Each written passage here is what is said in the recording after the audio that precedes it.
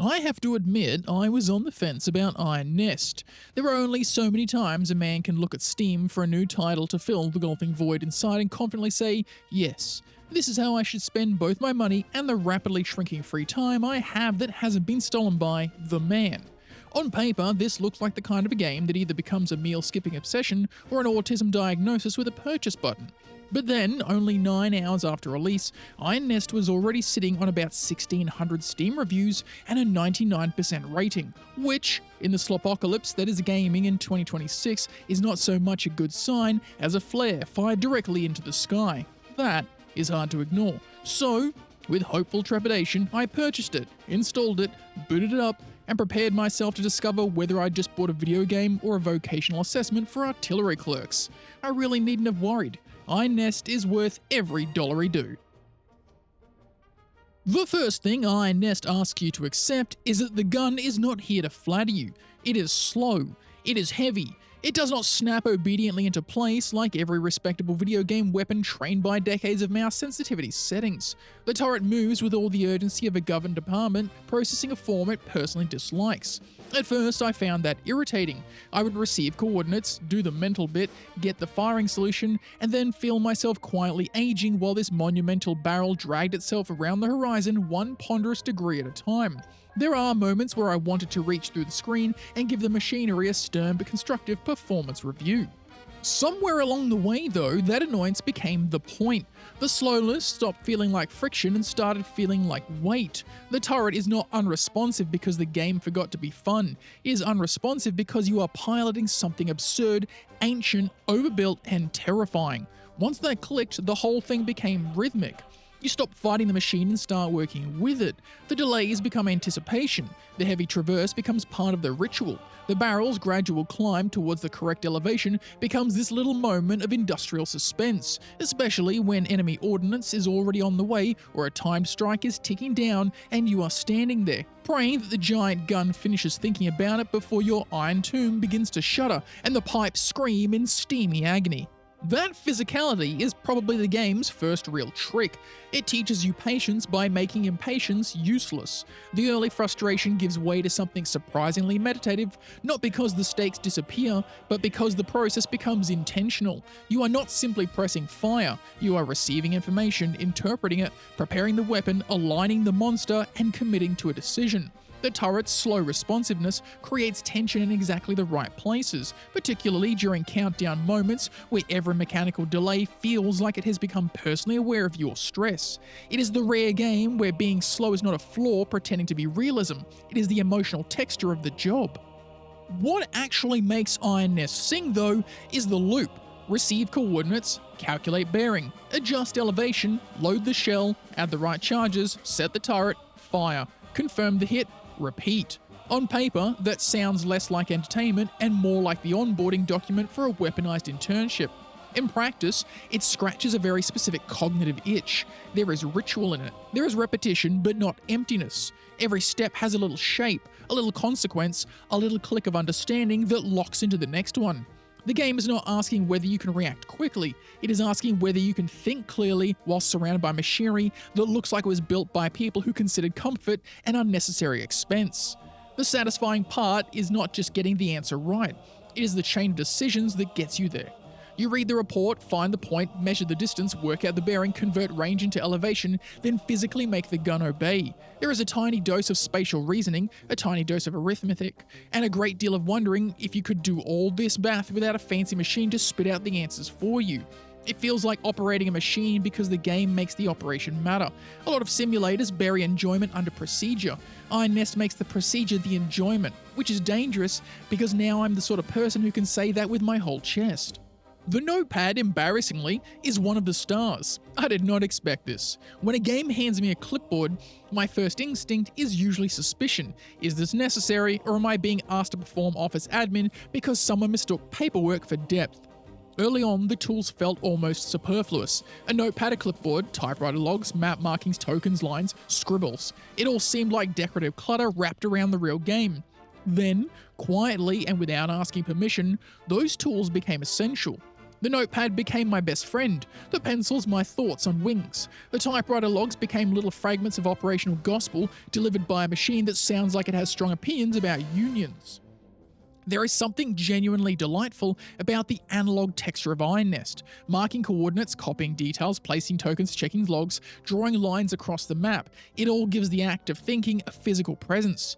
The game understands that tactile interaction does not have to mean waggle controls or elaborate animations. Sometimes it means giving the player a piece of paper and letting them slowly become the kind of person who mutters, "Hang on, that bearing doesn't look right," to an empty room.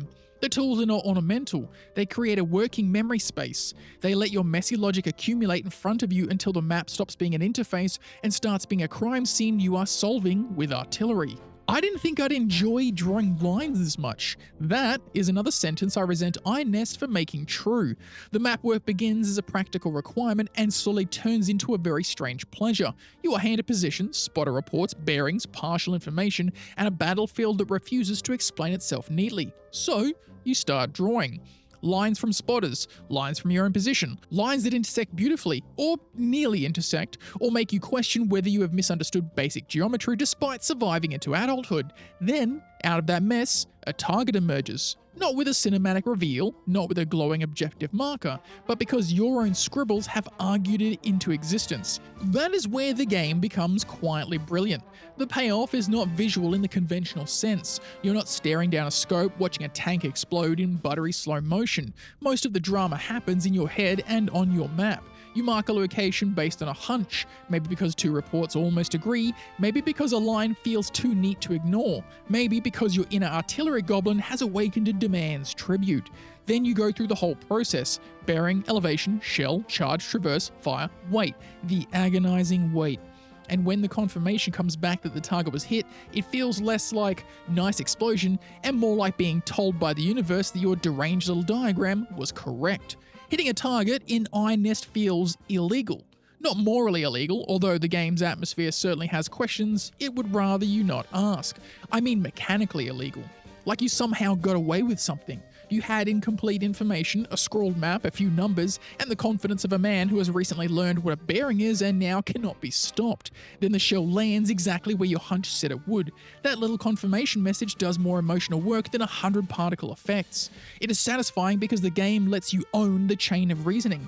You did not simply aim well, you figured it out, and then you persuaded an enormous giant gun to agree with you. The difficulty has been, for me, one of the more impressive parts. A recent mission took several attempts, and normally that is where this sort of a game can start to collapse, when failure sends you back to the exact same sequence, with the exact same coordinates, the exact same timings, and the exact same little mistake waiting to happen. Repetition becomes punishment. Iron Nest avoids that by randomizing turret locations, spotter positions, and target coordinates between attempts. That sounds like a small structural choice, but it changes the emotional experience of failure completely. A retry does not feel like redoing homework, it feels like a new mission with familiar pressure. Because the variables shift, the difficulty ramps without turning spiteful. You still have to be better. You still need to read faster, measure cleaner, manage the machinery more confidently, and make fewer silly mistakes caused by trusting your own 2 AM interpretation of a printed scout report. But the game does not trap you in a stale loop. Each failed attempt teaches the underlying system rather than merely teaching the route through a fixed puzzle. That makes the process feel fair. Hard? Yes. Demanding? Absolutely. Occasionally humiliating in the very specific way that only a missed artillery shot based on your own bad line drawing can be, but never frustrating in the cheap sense. It helps that I do not really have major complaints. That feels suspiciously generous, and I am sure my usual inner goblin would like to find something to grumble about, but Iron Nest has been remarkably good at being exactly what it says it is. If anything, the thing I found myself wishing for was co-op, which is probably a terrible idea and also probably brilliant.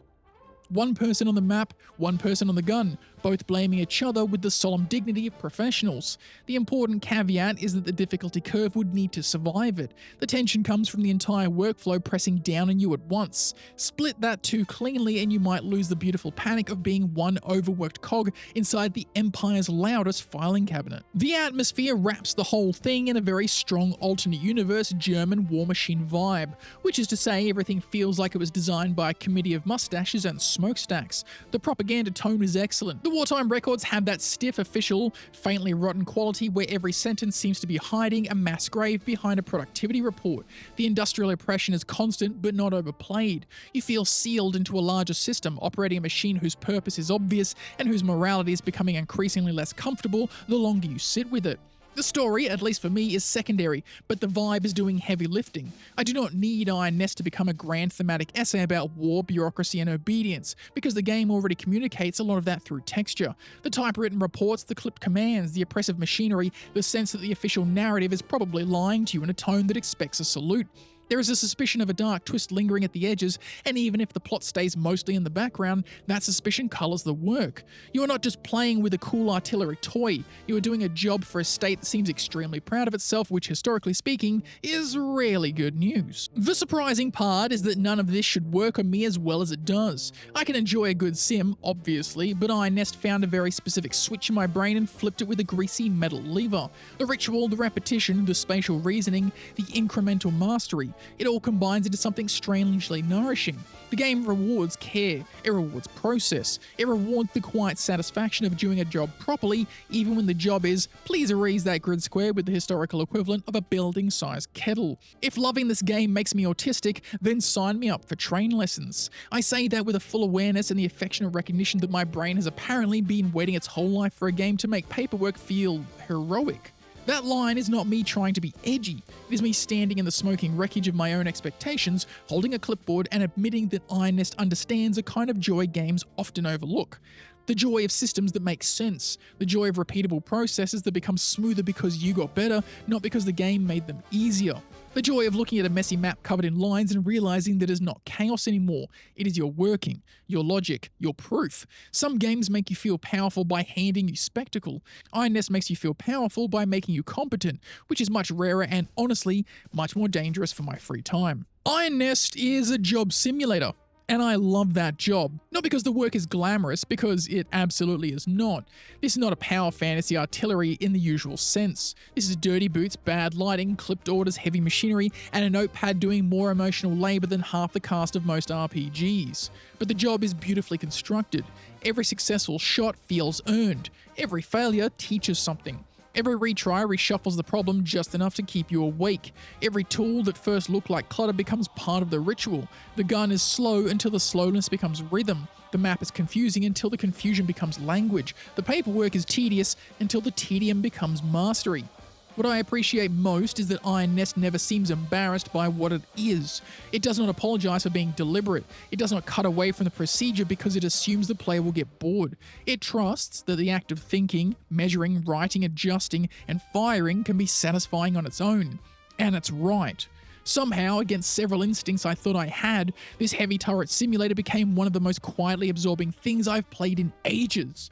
I came for the novelty of operating a giant dieselpunk gun. I stayed because the game turned my brain into a little artillery office and gave it meaningful work to do.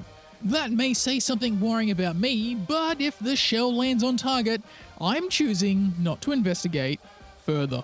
And there you have it, my little review on a game called Iron Nest Heavy Turret Simulator. If you like simulators and pulling levers, then this game might be for you. If you enjoyed this video, give it a like. If you'd like to hear more like this, subscribe to the channel. And as always, I'll catch you all next time.